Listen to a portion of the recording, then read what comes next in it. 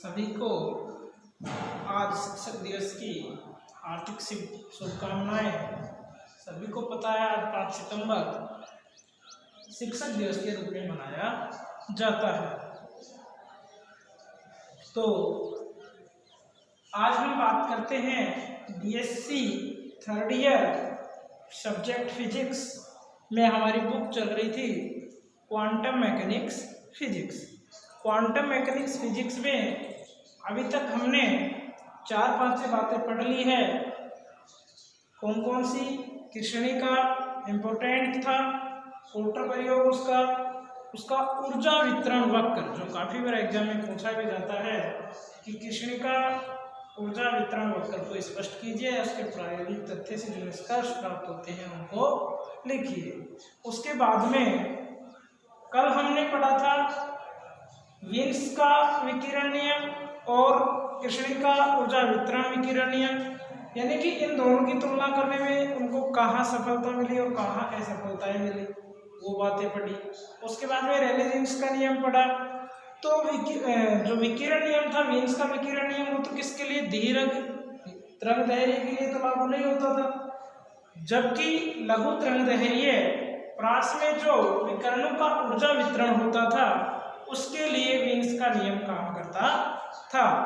इसी प्रकार रेले-जीन्स का नियम जो हमने पढ़ा था उसमें दीर्घ तरंगदैर्घ्य प्रास वाले विकिरणों में जो ऊर्जा वितरण वक्र था उसको तो हम समझ सकते थे, लेकिन जो लघु तरंगदैर्घ्य प्रास में विकिरणों का ऊर्जा वितरण वक्र था उसको नहीं समझ सकते थे।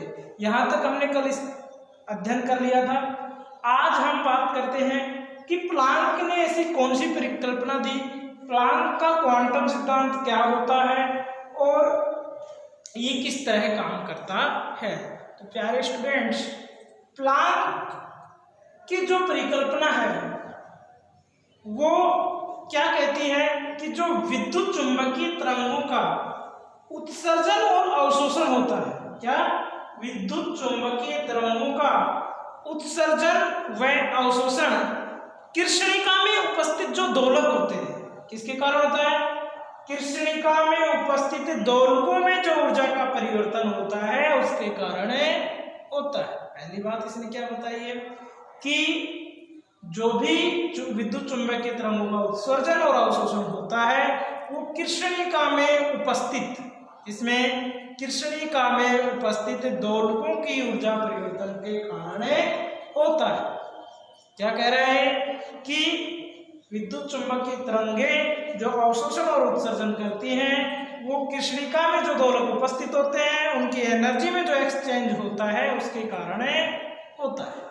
उसके बाद इसने ये कहा है कि यह जो ऊर्जा का आदान प्रदान होता है, क्या होता है? यह जो ऊर्जा का विनिमय होता है यह सतत रूप में न होकर के विविक्त रूप में होता है, यानी कि लगातार प्राप्त न होकर के छोटे छोटे टुकड़ों के रूप में प्राप्त होता है। क्या कहा है इसने कि ऊर्जा का यह आदान प्रदान सतत न होकर के विविक्त रूप में प्राप्त होता है। अर्थात हम कह सकते हैं कि ऊर्जा के न्यूनतम मान, ऊर्जा का न्यूनतम मान क्या था? एच न्यू के पूर्ण गुणज के रूप में प्राप्त होता है। ऊर्जा के न्यूनतम मान कौन सा है? एच न्यू के पूर्ण गुणज के रूप में प्राप्त होता है।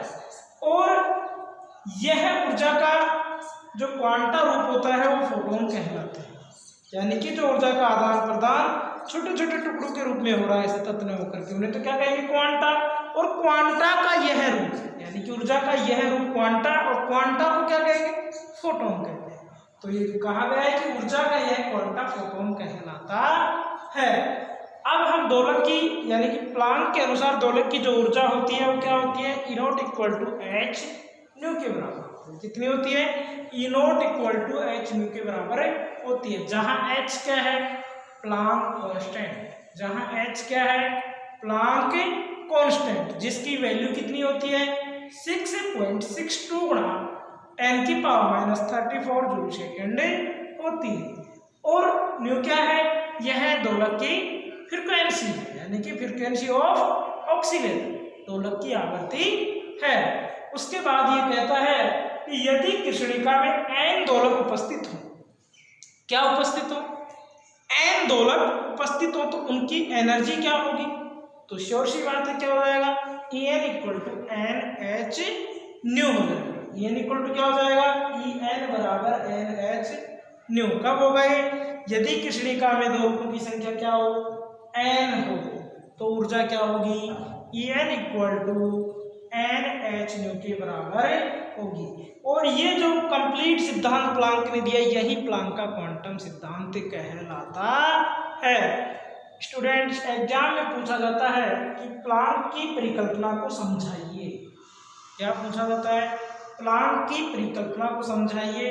तो किस प्रकार लिखोगे आप एग्जाम में कि इस परिकल्पना के अनुसार विद्युत चुम्बकीय तरंगों का उत्सर्जन और अवशोषण कृष्णिका में उपस्थित दोलकों की ऊर्जा परिवर्तन के कारण होता है, और यह ऊर्जा का विनिमय या ऊर्जा का यह आदान प्रदान सतत रूप में न होकर के विविक्त रूप में होता है, जो क्वांटा कहलाते हैं, और ऊर्जा का यह क्वांटा फोटोन कहलाता है।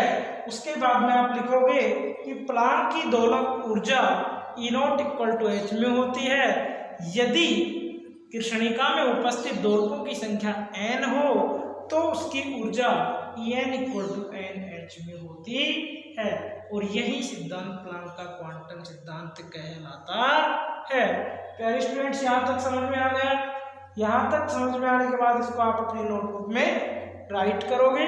उसके बाद जो वेरी वेरी इंपॉर्टेंट टॉपिक है वो प्लांक के दोलक की माध्य ऊर्जा, एग्जाम में बहुत ज्यादा काम आता है। मीन एनर्जी ऑफ ऑक्सीलेटर किसके अनुसार, प्लांक के अनुसार, कि प्लांक के अनुसार दोलक की माध्य ऊर्जा क्या होगी। तो प्यारे विद्यार्थियों, ये हमने एक सेकेंड ईयर में भी पढ़ा था थर्मोडायनामिक्स फिजिक्स में। किसके अनुसार याद की थी मीन एनर्जी, वो मैक्सवेल बोल्ट्जमैन सांख्यिकी के आधार पर याद करते हैं। तो उसमें क्या किया था उन्होंने बताया था कि जो प्लांक के दोलक की औसत ऊर्जा की गणना हम करते हैं, वो प्लांक की परिकल्पना का उपयोग किस रूप में करेंगे, मैक्सवेल बोल्ट्जमैन सांख्यिकी के आधार पर उसकी गणना करेंगे। और मैक्सवेल बोल्ट्जमैन सांख्यिकी के अनुसार मैक्सवेल ने दोलकों की संख्या कितनी बताई थी, दोलकों की संख्या बताई थी Nn इक्वल टू ए की पावर माइनस बीटा En, और वहां हमने बीटा की वैल्यू भी पढ़ी थी, कुछ याद आ रहा होगा कुछ। वहां बीटा की वैल्यू हमने बीटा बराबर 1/kT पढ़ा था। क्या पढ़ा था, बीटा बराबर, अरे भाई वैल्यू पढ़ी थी वहां, n इक्वल टू ए की पावर माइनस बीटा En, ये पढ़ा था। और बीटा क्या था, 1/kT। ए क्या है, एक नियतांक। ए क्या है, एक नियतांक। स्मॉल n क्या है, number of photons. Small n क्या है, number of photons. Capital n क्या है, नंबर ऑफ ऑक्सीलेटर्स। दोलकों की संख्या कैपिटल n, स्मॉल n क्या है, नंबर ऑफ फोटॉन्स, और बीटा 1/kT। ए क्या है, यहाँ एक नियतांक है। तो यहाँ तक समझ में आया। क्या लिखेंगे, प्लांक के दोलक की ऊर्जा, यानी कि प्लांक के दोलक की औसत ऊर्जा की गणना करने के लिए प्लांक की परिकल्पना का उपयोग किया जाता है। किसका उपयोग किया जाता है, जो अभी हमने इससे जस्ट पहले पढ़ा है प्लांक परिकल्पना, उसका उपयोग किया जाता है।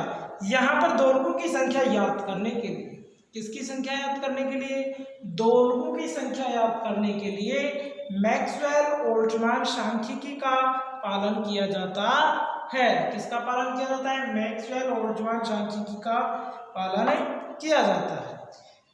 अब मैक्सवेल बोल्ट्जमैन सांख्यिकी के आधार पर या उसके अनुसार दोलकों की संख्या क्या है, दोलकों की संख्या क्या होती है, अभी तो हमने बताया है कि Nn इक्वल टू ए की पावर माइनस बीटा En, और बीटा की वैल्यू पुट की तो क्या थी, 1/kT।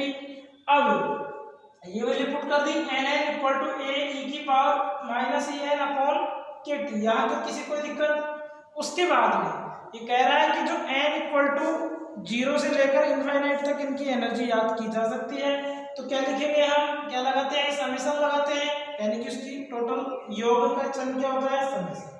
N equal to 0 to infinite summation N N, और ये वैल्यू ऐसे कैसे पुट कर दी। उसके बाद में ई एन की वैल्यू भी हमने वहां पढ़ी थी, और ई एन की वैल्यू भी हमने प्लांक परिकल्पना में भी पढ़ी है कि जब कृष्णिका में उपस्थित दोलकों की संख्या n हो तो एनर्जी क्या होगी, N H nu, N H nu, यही पढ़ी है।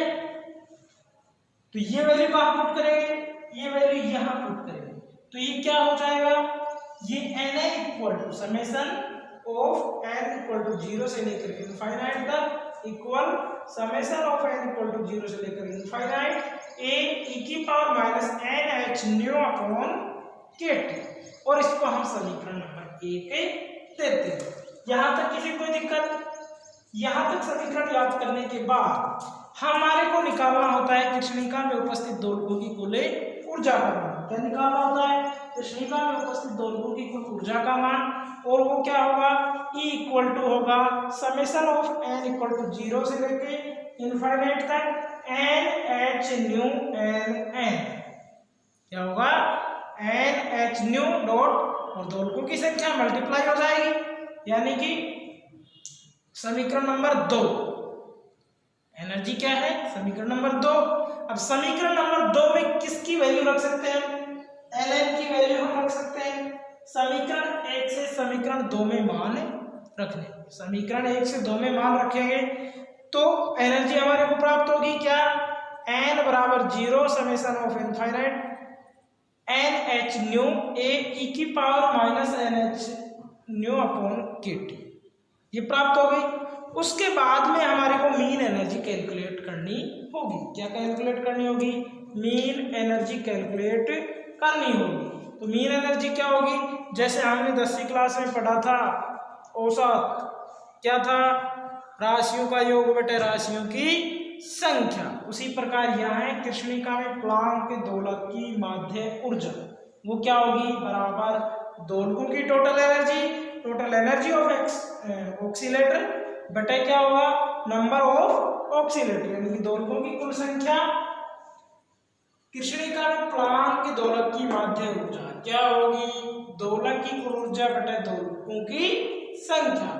इसे तो किससे व्यक्त करेंगे, इस रूप में, दोलकों की कुल ऊर्जा हमारे अभी निकाल ली है, दोलकों की संख्या हम पहले निकाल चुके, ये वैल्यू हमने यहाँ पुट कर दी, तो हमारे पास समीकरण क्या प्राप्त हुई, E N summation of N equal to 0 से लेकर इनफाइनाइट तक एन एच न्यू ए ई की power minus N H nu upon के टी, ये वैल्यू है दोलकों की संख्या, N summation of N equal to 0 से लेकर इनफाइनाइट तक ए ई की power minus N H nu upon के टी। यहां तक किसी को दिक्कत? अब इस समीकरण को हल करने के लिए, यानी कि इसका थोड़ा कैलकुलेशन आसान करने के लिए एच न्यू अपॉन के टी को हमने एक्स माना। क्या माना है, एक्स। जहां जहां आपको एच न्यू अपॉन के टी दिखाई दे रहा है वहां वहां हम एक्स से पुट करते हैं। अब एक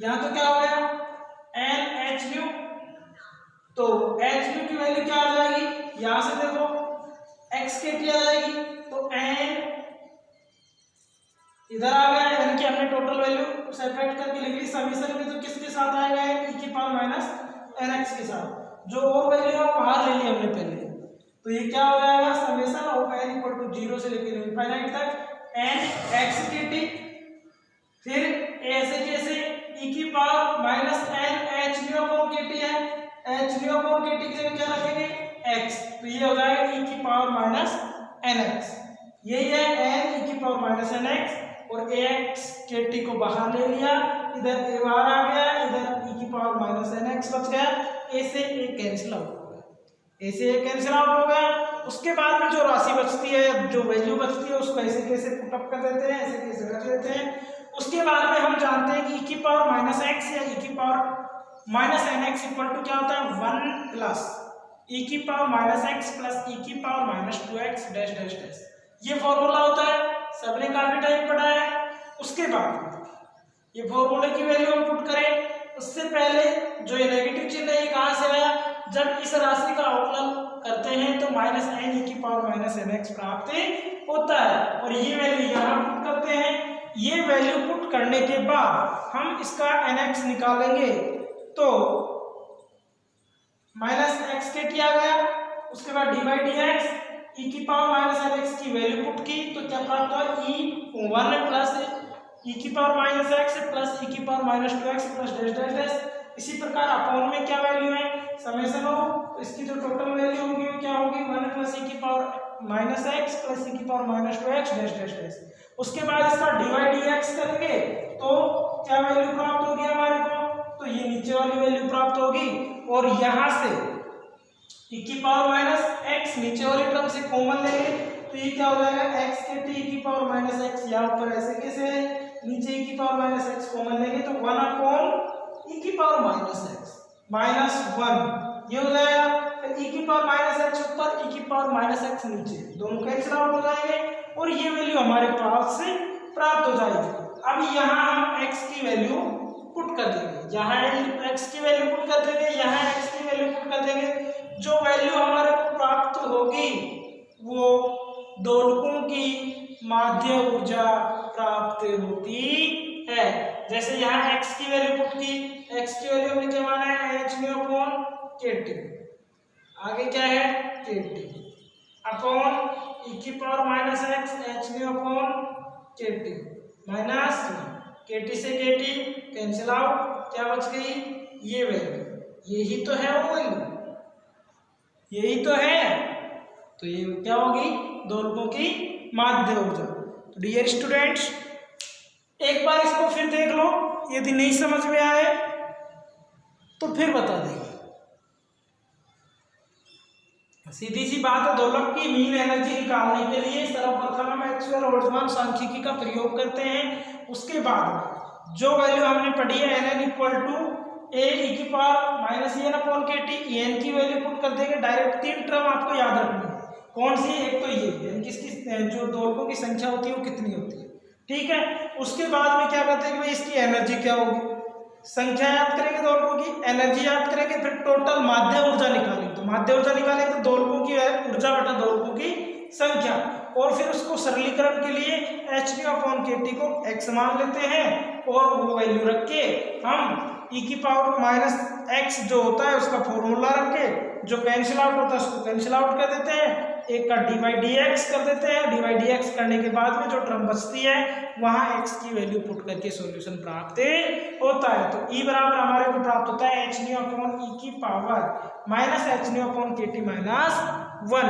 ये आपके दोलक की माध्य ऊर्जा होती है। तो प्यारे विद्यार्थियों आपकी नोटबुक में इसको इसी तरीके से आपको राइट करना है और सही तरीके से आपको समझ के याद भी करना है, ठीक है। Very very important for university exam, Planck के दोलक की माध्य ऊर्जा याद कीजिए। धन्यवाद।